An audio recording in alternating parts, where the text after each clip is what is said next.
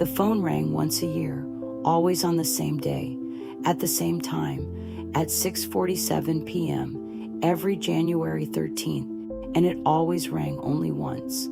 The phone wasn't even plugged in. Old, black, rotary style, sat on the hallway table like a prop, covered in dust, but untouched. Ellen never dared move it. She just waited. It started 17 years ago, the first January after Michael died, the day she would have called him if he hadn't stepped into the street without looking, if the driver hadn't been late for dinner, if the light had stayed red just 5 more seconds. That first year, she heard the ring and thought it was a dream, a hallucination. Grief can do that. It distorts sound, memory, reality.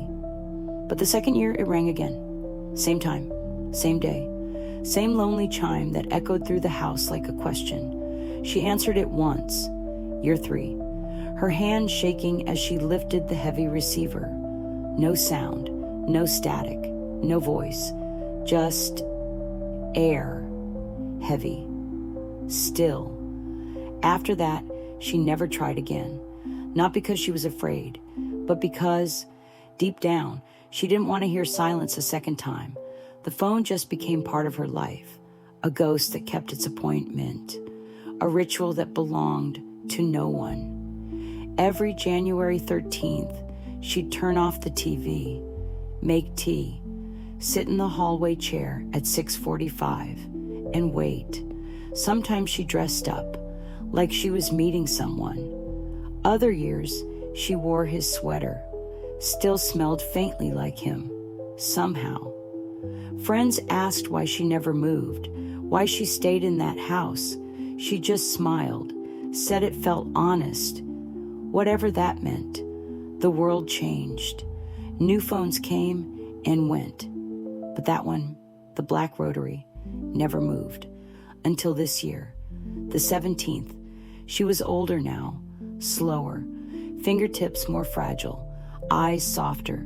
She sat as always, cup of tea on the side table, the hallway dim, light from the kitchen spilling through the doorway like gold.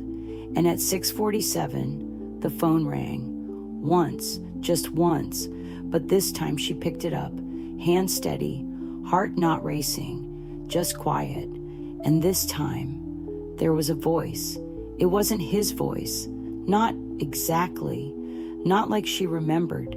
It was smaller, younger, like a version of him she'd never known. And it said only one word, goodbye. The line went dead. She didn't cry, didn't speak. She just placed the receiver back and sat in silence. For the first time in 17 years, she felt like she could exhale, not because it was over, but because something finally had finished. The next morning, she unplugged the phone, wrapped it in a towel, placed it in a box, labeled it Michael, 13th January, and stored it on the highest shelf in the attic, right next to the photo album she hadn't opened since 2008. She didn't wait anymore, and the house felt lighter,